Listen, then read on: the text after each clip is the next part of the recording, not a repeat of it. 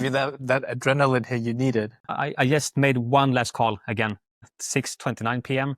And on that call, I made a sell. Yeah, it's crazy. But it's 10 years that I downloaded a course from Jordan Belfort. We actually want to take our responsibility to change that, how we are being perceived as an industry, right?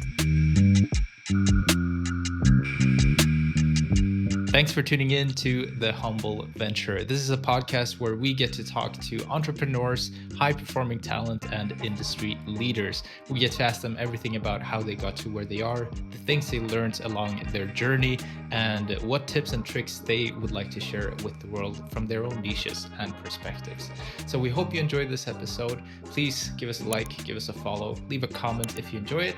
And here's a bit more about today's guest. Enjoy. In today's episode of The Humble Venture, we get to talk to Christian Benavente, the founder of Digimy, a Google Ads agency.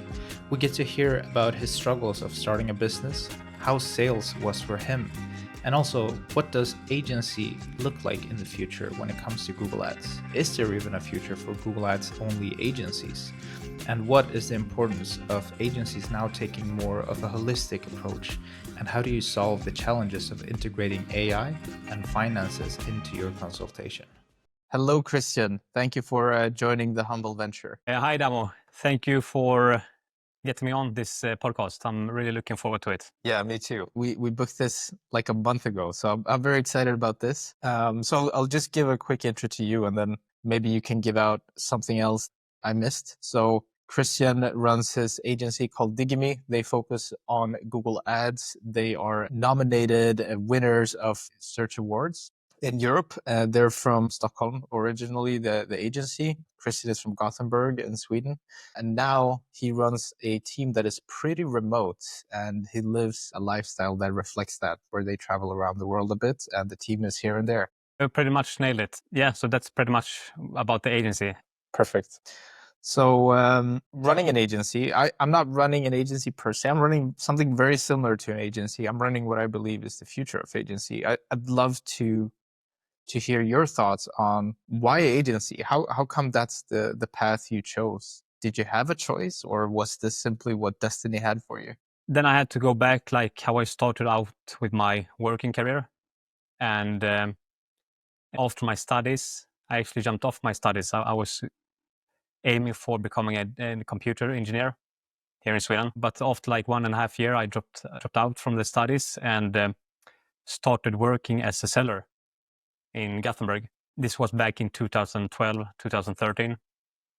And actually at that place, a big Swedish company called Eniro, I got my first insights into Google Ads, or back then called Google AdWords. That was like the products I was selling as a seller. Google AdWords, SEO, and also web pages. So that's actually how it started. And with the time, I was like working at that place for 2 years and actually got more interested in Google Ads and how it worked. It was important for me that the service I was selling as a seller from that company, I really wanted my clients, because I build relationship with the clients. I really wanted them to get good results from what I was selling, right? And after a while, I started noticing that, hey, the delivery is not good at all for the clients, and it's pretty shitty actually. So 2015, I took my step to opening my own company and started back then, consulting within Google Ads. And that's basically how I got into this industry. And one thing led to another.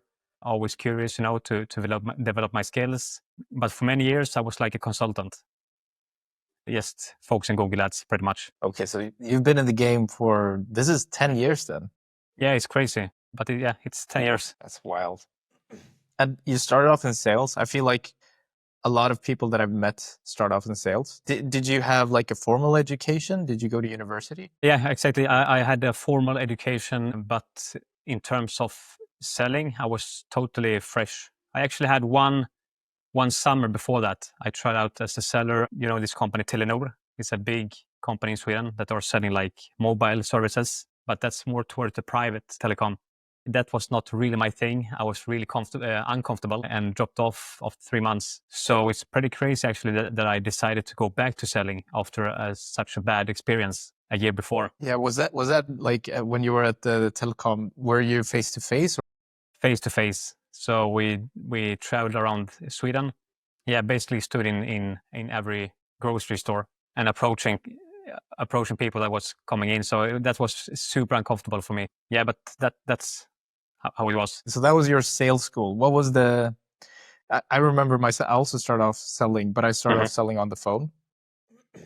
I definitely recognize how that is. It is a struggle. It's big comfort zone that you have to get out of. What did you find was the most humbling experience for you when you were in sales? Like that you felt like, wow, I didn't know this about me. The first thing that comes up actually is at this company, Eniro, Yellow Pages. It was like I had only been there for like 3 months, and we was actually at the time a very small team because Yellow Pages was selling primarily the Yellow Pages ads, right?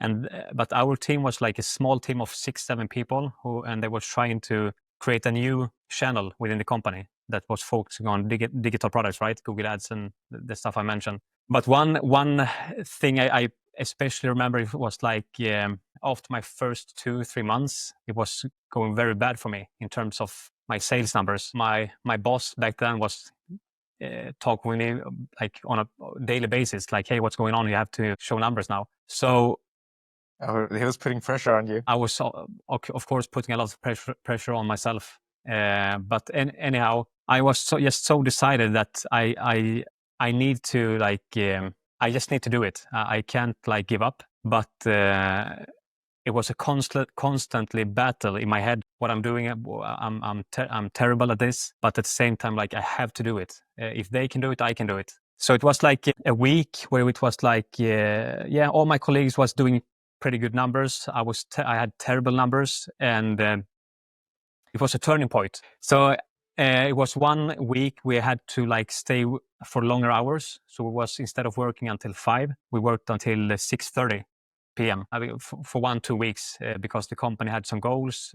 And I remember like it was a day of those days. I was, just picking up the phone all day long, and the clock was 6:29. So it was like basically 1 minute left of the day before going home. I just made one last call again, 6:29 p.m.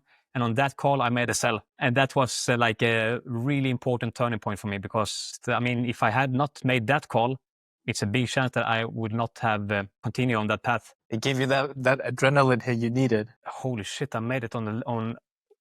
I mean, most importantly, I think like it gave me like the insights of, hey, if I, as long as I never give up, I can really do this. And from then on, I got more confidence, and I actually in that company became the bestseller in the team of like 1 year after that. Yeah, that's amazing. What a turnaround. What do you think?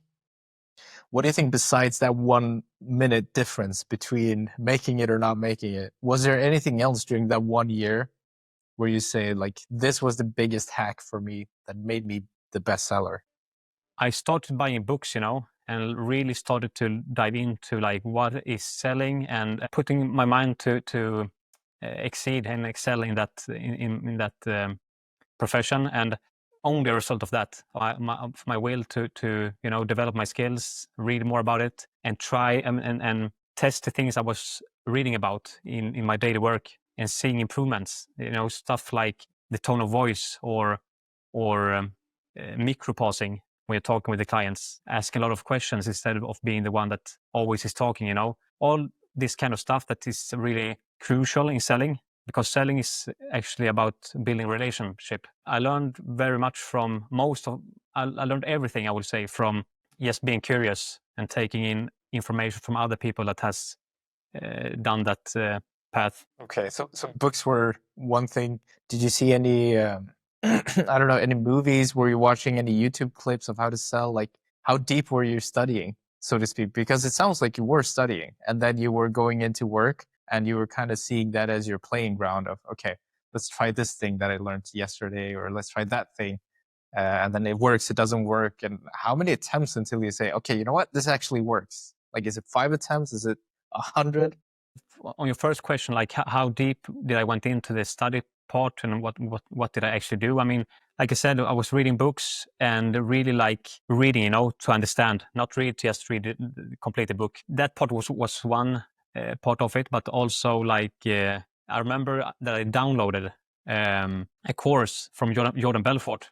Oh, the Wolf of Wall Street. I mean, I think especially back then, I mean, they looked at Jordan Belfort in just, you know, this after they have seen that movie, Wolf of Wall Street. That course that he had that I downloaded, so I didn't pay anything for it. I think he was selling it for like $2,900 back then on his webpage, but I got my hands on it on Pirate Bay.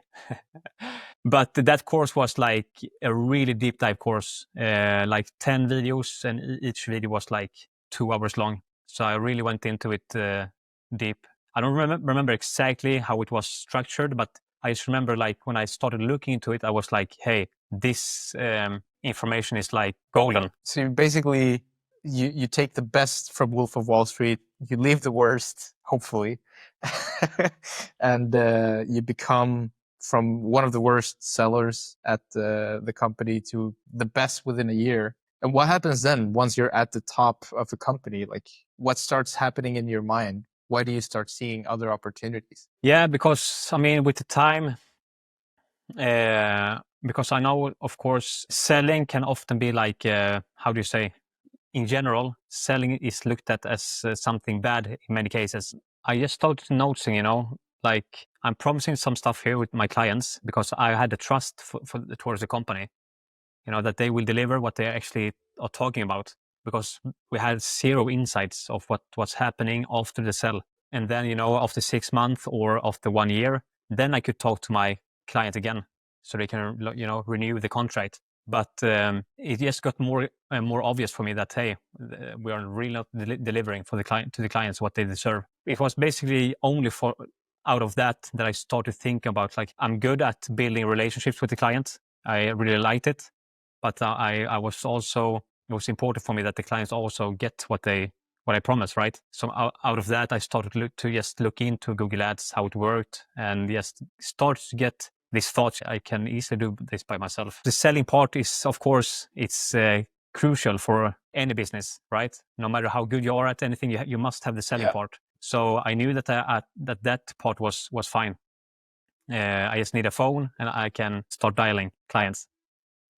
I just need to fix the other part, and then I'm fine. That was pretty much my thoughts. Okay, so you went from basically being the worst seller to being the best seller to then thinking, what happens once I've sold? And then the company was delivering a product that you weren't feeling proud of anymore. And as soon as that happened, then you started feeling maybe this isn't for me, but I still love selling and I want to sell something that people love.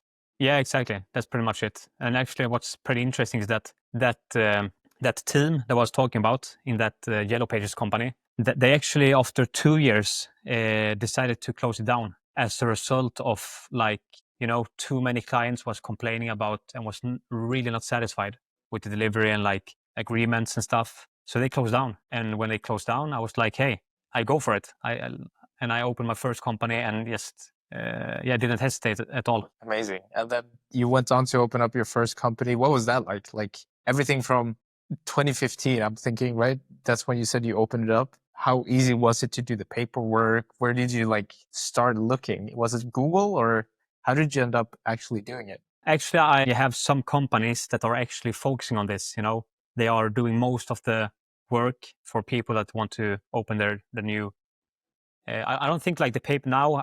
I know that the paperwork is not actually so advanced at all. But back then, I was like, hey, I have no idea. I just hired somebody else that has pretty much a complete company setup. Yeah, so I just bought a company that was already set up, but without any revenue. You know, the paperwork were done. A shelf company. What do you feel like it was expensive back then at that time? Like, I'm thinking for people who maybe are listening and they're like, oh, it sounds complicated, but now you've removed that. You just hired someone to do it for you.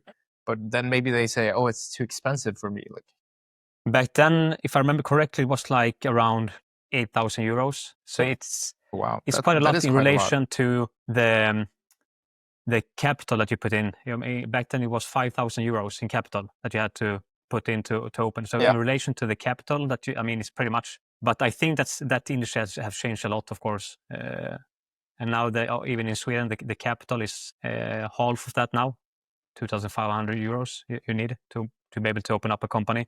It's pretty much, but I remember just being so curious, and I just wanted the thing to start off. So I didn't think about it so much. I just was focused on get it all started. Amazing. So then you leave, you open the company by hiring someone else. And now, how does that look? Do you go into this alone? Do you find a client right away? Did you already have clients? Like, what does the first 3 months of your business look like? So the first 3 months, I was actually doing it with 3 other colleagues that also worked with me in this at Yellow Pages. All right, but that pretty quickly didn't turn out as we thought. So like after 6 or 8 months, I was pretty much with one colleague only left, or one partner left. So I mean, it was just all about start calling and start selling. And we had a pretty good foundation in terms of I had already built a relationship with my clients. I knew that they were not satisfied at all with the old company. So it was a good opportunity for me to sell to them again, but really deliver this time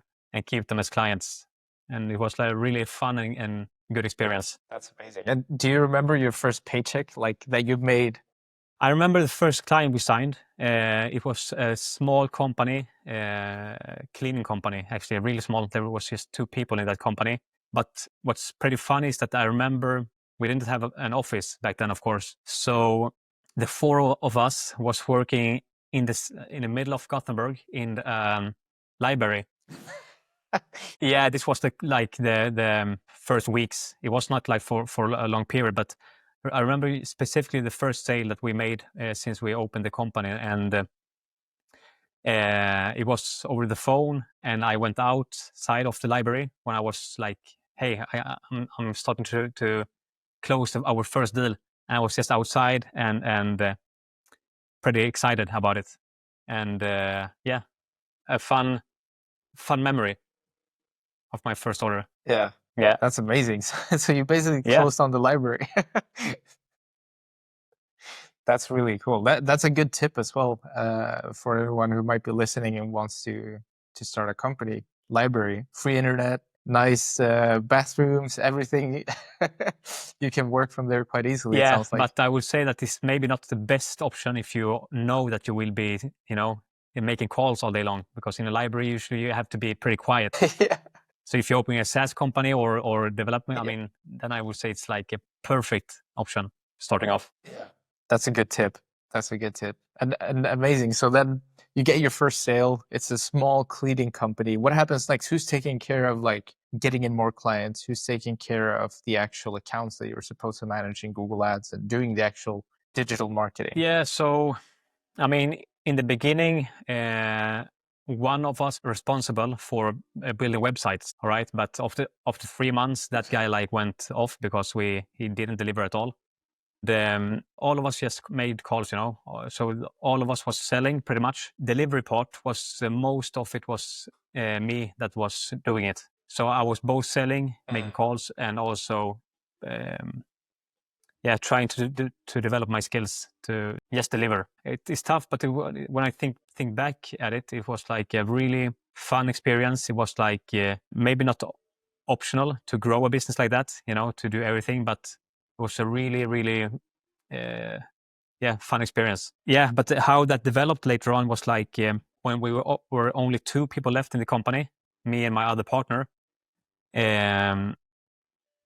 That pattern actually continued somehow. So I was still like doing most of the sales, and at the same time I was doing most of the delivery also. And maybe we will talk more about this in this call. But of course, that's not an optional setup to grow on a good way, right? So, and that went on far too long, I would say. That kind of work structure within the company. That's interesting, because right now I'm at a similar situation, of course, where I'm also we're at the early stages. We're 6 months in, basically. So it requires a lot of trying to get new clients, but I'm trying to delegate as much as I can and not take on too much work myself. But I do see that once you start getting a good roll of outgoing deals and so on, it might become an issue. So how did you handle that once you figured out that was an issue? Actually, I did not handle it until it almost crashed everything, So no, but I mean, to go in too much in detail to it, because then it will be, to keep it pretty short, did not handle it in a proper way. I just continued like that, and it didn't went well at all. So in terms of keeping the bookkeeping of the company in order, income versus expenses, and having a good structure on that part was not properly handled at all. And of course, that will have consequences within the company. So I would say that I made the changes when I understood that I had no options, actually. Like, I can't really not continue like this, and I have to start, being honest with myself. What kind of change do I need to have, and why am I putting myself in this position to do everything? And that's not I think that was also a really valuable time for me, because it was not just a matter of, how I was acting within the business. It was like I was acting like with myself, and also outside of the business. So how you do one thing is how you do everything. I just got a lot of good and valuable insights from that time. That time was really not fun. Now when I'm looking back, I understand what it was so important for me to go through it. Yeah, and being able to find good people to take over tasks, that is so important. Is there anything that you felt like, because you delegated this one particular thing, it like opened up so much for you? I would say that, even when we was starting to grow a little bit, when we had a team of like 4 or 5 people in the team. Today we are 7. Back then we were like 2, 3, 4 people. I had the opportunity to delegate more, but I did not do it somehow. I always continued to be everywhere, and being everywhere in the company results that in another way I'm not anywhere, right? So I would say that the one crucial part was to step out as a specialist. So when I started to no longer be hands-on in the client's accounts, that was like a really huge shift, I would say. Stepping away from execution, does that mean that you moved over to strategy, or what did you fill up your calendar with instead? Now, when I'm not hands-on in clients' accounts anymore, and we have a small team, what I'm putting my time on more is, like, of course, selling is one part of it, but besides that is thinking more like in terms of where we want to go as a company, because our industry is changing so fast, and so much has been changing the last years. And so I think it's more about how can I especially develop as a leader for the company, and how can I create the best conditions for the team to develop in the company, and how can I keep them motivated? How can I communicate the vision and where we are going? Those parts, I think I feel is super important to have a long-term strategy. So I would say my focus and my time goes a little bit on everything, but internal processes, like always look internally. What should we improve? Especially, improve our client retention, because that's something we focus a lot on. And actually today we are not doing so much outbounding calls. I'm not doing any calls at all anymore. I actually stopped doing that a while ago, but focusing on the processes internally, like, now we're heavily focusing on creating SOPs for as many tasks as possible, to make sure, like, how can everybody in the team live up to the standard that we want to deliver, and how are we actually doing things. So SOPs is something we have been putting a lot of time in, and continue to put a lot of time in. I think it's, for all companies, I think it's really valuable to do it. I totally agree, and creating processes is key. That's what I'm noticing as well. Everything should have a template. Everything should have a way to structure itself. What do you feel right now like is the biggest challenges that you're facing as an owner of a marketing agency? Is it the growing into more people? Is it selling more? Or is it making sure that the quality output is the best? Like, what's your number one focus? At the moment, I would say that my number one focus is to make sure that, I would say that we're still very focused on our internally, because of course we have like a revenue goal. I have a vision for like 3 or 4 years ahead in terms of what can we achieve in revenue, profit. That part is important, of course, but I'm more focused on like how can we improve actually in every detail. Because as long as we do that, the result of that will be a long LTV in our client base. And when that part is waterproof, I would say, then I would say that the folks will switch over more to like, okay, how can we spend more on marketing for ourselves and look more at the acquisition part? Because before we're always focused on the acquisition part.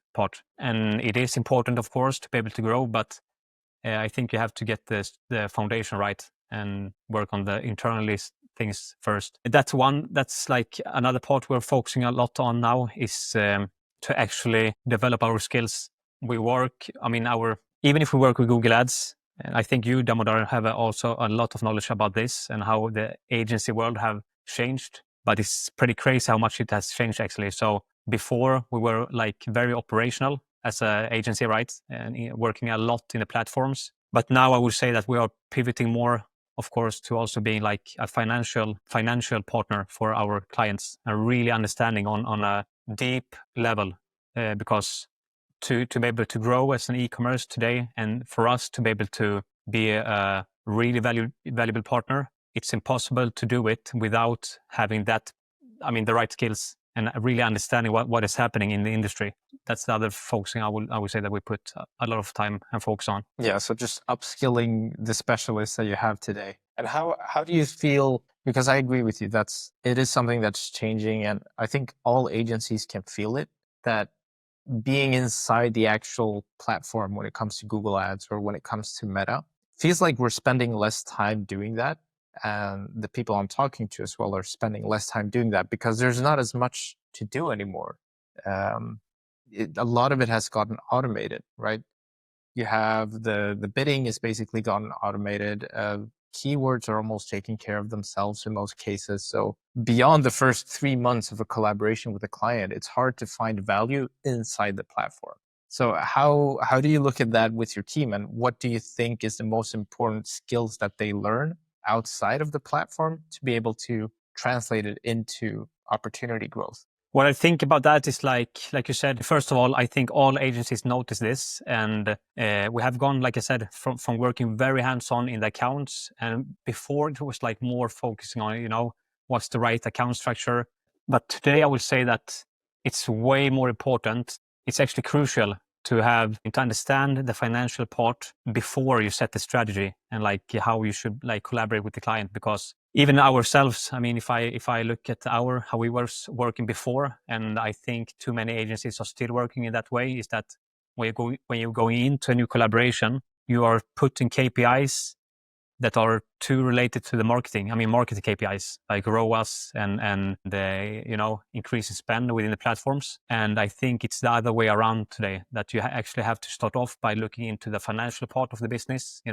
Gross margin, what they need to have in contribution margins, their OPEX, operational expenses, and to really understand it. And when you have understood that part, I think it's also easier for the company to set relevant targets in terms of what you want in top line revenue or what you want to achieve in bottom line profit. And from that, you can actually set up the strategy and also know what do we actually need to be able to achieve this goal and profits for the company. What do we need to have in, for example, MER, marketing efficiency rate, right? To be able to actually achieve. But it's impossible to know this kind of stuff if you actually haven't dived into the client's financial KPIs. I totally agree. And that's also the approach we're taking. Whenever we're talking to clients, we like to get a look under the hood, because that is the reality which marketing has been blind to in the past. And I think the conversation is coming up more and more about the financials, which is super important. Which is simply like, okay, how do we make sure that we're speaking CFO and CMO in the same room so that we can understand what the current situation is of the company, what the goals should be, so that we can apply that to the marketing side and track it and implement it. But how do you upskill your specialists to become financial experts? Are they taking a course? Are you taking them through some sort of a workshop, or how does that look? Yeah, it's actually like a couple of different ways we're doing it, but everything is out there. if you just search for it, I mean, you can get so much knowledge by just being curious and looking. I mean, it's all from, podcasts, YouTube. Today, you have actually no excuse at all if you want to learn a skill and really learn it on a deeper level. I love that. So you have no excuse for it. So, I mean, putting your hands into it and just doing it on a daily basis, because the more you invest your time and focus in that, for example, now we're talking about the financial part, right? I mean, the more you focus on it, the more you talk about it internally and share knowledge, share ideas and questions, that it's natural that you will develop that skill. So for us, that it has been like first, because I'm talking general for agencies in Sweden. I think it's still too many agencies. I would say, maybe I'm wrong, but I think the majority of the agencies are still, when we look at operational skills, in Google Ads, maybe they have it. There is a lot of more agencies that maybe have, on a scale, maybe 7 out of 10 in knowledge when it comes to the operational, or maybe even 8 out of 10, meaning that they actually know pretty much about the platform. But when it comes to the financial part, I think it's so many agencies that are on a 0 scale level, 0 out of 10. And that's how we thought about it like a while ago. Like, hey, if we at the moment have an average knowledge when it comes to the operational part, maybe we're at the moment 8 out of 10. How much more value do we actually get by investing our time to going from 8 out of 10 to 10 out of 10? Or should we put our focus together to actually dive into the financial part and take that from 0 out of 10 to maybe 6 out of 10? And that, we thought about that in that way, it was pretty obvious that, hey, this is the way to actually raise our value as an agency. Do you feel like it has done that with clients as well, that now you go in and you feel more confident? Way more confident. So, but in the beginning, it was like, of course, it was a matter of just understanding it by yourself, right? Reading about it, talking about it. The next step after that was like starting to having those discussions with the clients, because it is, I mean, the financial part can be very complex. You really have to understand it, because if you don't, consequences can be pretty scary, actually. It's so many terms within the financial sector. It's gross margin, contribution margin, it's gross profit, different language. Different language. And also, for example, when we talk about gross margin, I mean, the client maybe have one idea of what gross margin is, or maybe they think in terms of, okay, gross margin for us is revenue minus COGS, for example. How we see it, I mean, that is actually not gross margin. To take revenue minus COGS, that's product margin. To get gross margin, I think it's. I mean, you have to also include the transactional costs, fees, and also the shipping fees. Depending on how you look at it, you will have a different gross margin, right? Now we're getting way more confident, and it's actually a part of our internal process. How should we approach potential clients? To already mention it there, and how important it is for our collaboration to work properly and to be able to scale profits and instead of scaling losses. But still, we have a lot to skills to learn within that area, I think. But it's super fun and interesting. Yeah, and same goes for me. I feel like the financial aspect has been huge. Like learning about the financial aspect and then going in and talking to clients it's brought a different type of level to the conversation and a different type of depth, which you definitely don't get access to before. And it also opens up a conversation that is more operational with the client. Like, okay, so how are we doing this? Maybe we should look at these numbers together. Maybe we should also understand them because they are relevant all the way to the marketing. As you're saying, like if you're looking at the different product levels, and maybe one product is really good and maybe another product is not good at all, and they haven't been looking at it that way. How do you look at being a digital marketing agency and now like moving away from doing marketing and almost moving into doing finances? How do you feel that the future of a marketing agency is going to look if more and more of the in-platform tasks are basically removed? Yeah, that's a really interesting question. And I think actually agencies that are not doing these changes and are not like investing their developing their knowledge with the financial part, a lot of those agencies will disappear within the next 4 or 5 years, maybe, because I think the financial part is, I mean, there is no way around it. E-commerce clients can no longer grow if they don't understand their numbers. A couple of years ago, it was totally different because marketing was way cheaper in the platforms, and you could get away with not knowing your financial numbers because the acquisition was way cheaper and stuff like that. But things have changed. I think it's about getting working more holistically and not being super focused on the platform data, especially when you're evaluating your performance. So you have to look both. I think it's like we will still work very much in the platforms, but we will evaluate the performance in a totally different way and look at the whole business in a different way. Going from being specialized only in a channel as a marketing specialist won't really make sense anymore. You have to understand the full context outside of it.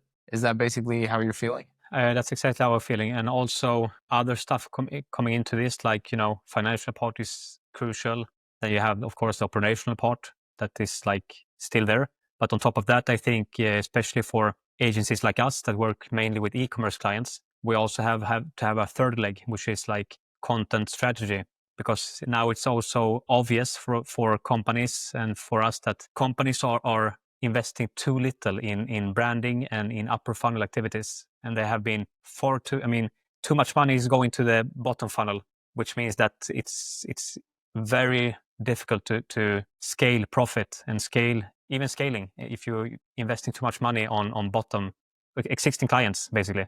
And because of that, I just think that the content creation is also really crucial for an agency to understand, because content is also very interesting and more in terms of understanding the psychology behind marketing and custom behaviors and all that kind of stuff. It can get pretty overwhelming when you think about it. Try to take one step at a time, and in the long run, just move towards it. Yeah, and I think you're right about a specialist has to stop being a specialist to some extent, and they have to start learning about other things as well. Something that I am very curious about is how AI is going to mess with all of this, right? Because now you have AI inside of the platforms themselves. You already see with Google, like, all right, let's change background images on your product pictures, even though it's not the greatest feature yet. It will probably be pretty good soon. And the same with like writing headlines, the same with giving you keyword suggestions. Like all of these things are basically getting automated.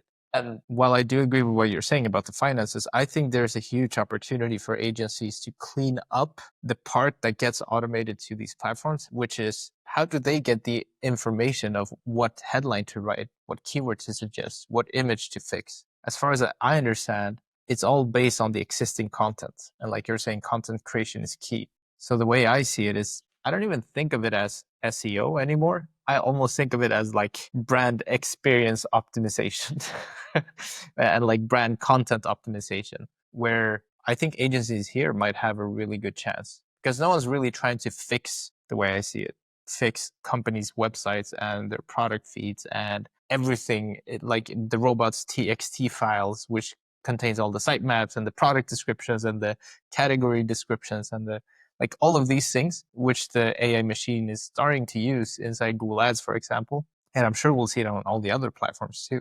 Like if you start fixing those things to optimize your clients' websites to actually become searchable from an AI chatbot, because that's where I think we're going anyways, right?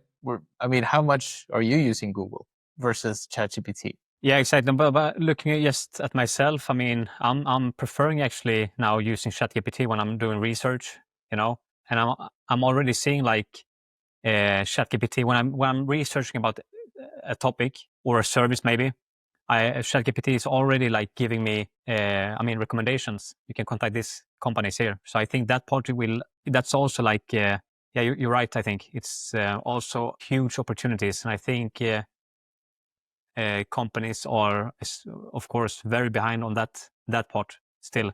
But I think it's now when I'm just sitting here and think about it, I think that that's another thing we have to dive into later on, But I think you're right. This whole search behavior is changing, and we have to just adapt. Yeah, but it will be really interesting to see how that, because that will be like a huge change, if this whole search intention and how people or the buying journey is changing, using AI more. Yeah. So Yeah, maybe we can have another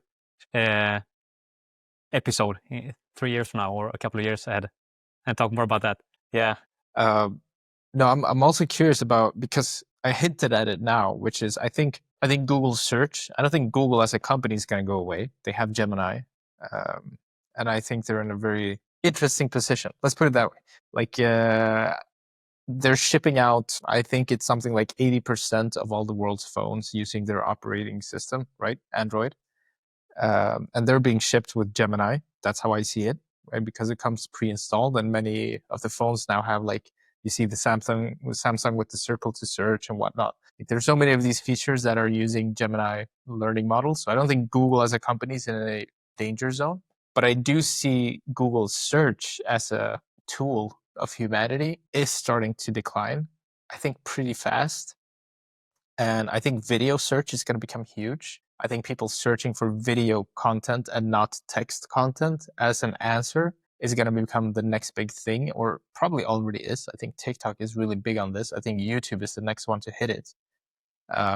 Where maybe even the future of websites is like everything's just a video, right? You just get to a landing page and it's a person just talking to you and going through, like, step by step. Hey, what are you looking for today? Almost like going to a store, but on your phone, if that makes sense. And then you can just talk to it and it explains everything it has in stock. And you're like, oh, cool, let me know more about that. Oh, how long does it take to ship to my house? All that stuff.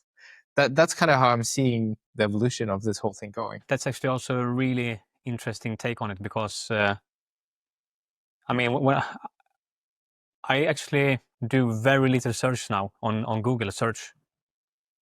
I mean, when I want to learn something, it's like always ChatGPT now, you know, and because it's so, how do you say, interactive with the AI. So I do a search, I get an answer, I can like dive deeper right there, and it's like having like an expert right beside you who you're talking to.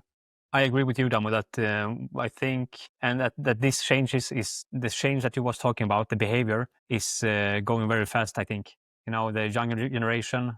Why will they even use Google search? I think it's like dying out, as you're saying, or evolving. Yeah, it's becoming something else, and which leaves Google search in a weird spot, and it leaves agencies that have focused down on Google in an even weirder spot, in my opinion, because I think they're forced now to do something else, because it's going to be hard to bring value into a tool that less and less people are using every year. No, you're right. That's a super interesting, actually, topic. Or maybe I will be sitting up all night with ChatGPT this night, prompting about this topic. No, but yeah, I agree. It's again super interesting to see how that will change and develop. Yeah, no, I definitely think so too.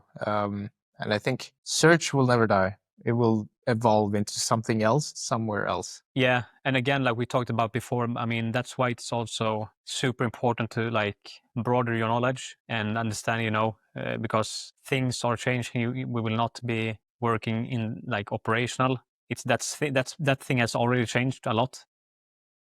So I think it's, as long as you can broaden your knowledge, understand how important the financial part of it, like the business KPIs. I mean, I think you still are in a pretty good place, because you can always deliver value out of that, and the operational part will change also, of course, but it's a matter of adapting, I think, and change with it. I think so too. Yeah.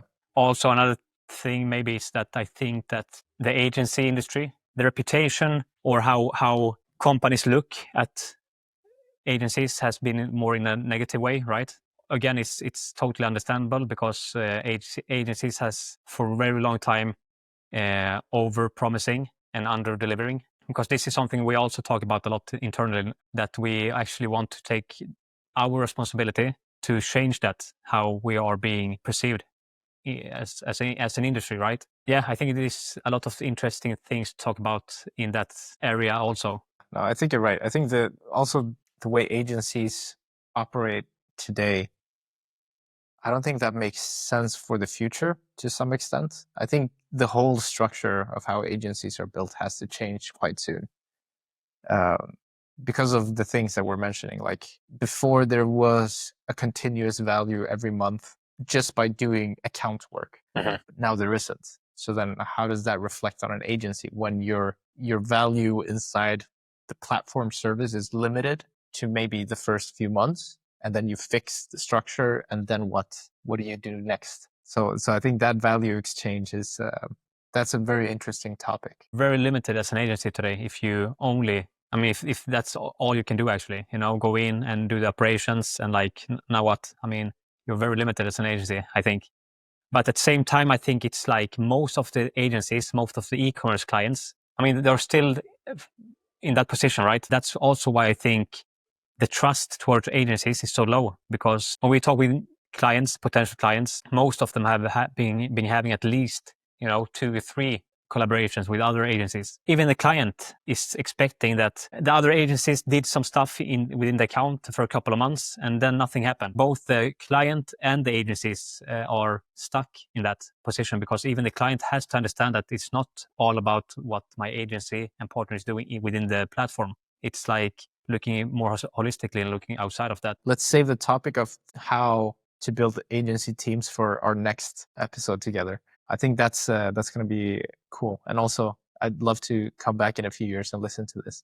Yeah, for sure. Let's do it. And that's a wrap. Thank you so much for listening to another episode of The Humble Venture, the podcast where you get thoughts directly from industry leaders, business professionals, entrepreneurs, and high-performing talent. So if you liked the episode, please give it a like. Follow us and give us a little comment. We'd love to hear your thoughts on if you like the episode, if you have any feedback, if we should bring on any other guests, or if we should ask them something differently. If you need help with paid media, marketing, or anything else related to digital, please let us know. That's what we do. We're the best at it. You can check us out at humbleventuregroup.com. Our talent comes directly from Google, Meta, TikTok, and many other really great places. So give it a check, humbleventuregroup.com. Thank you so much again, and stay humble.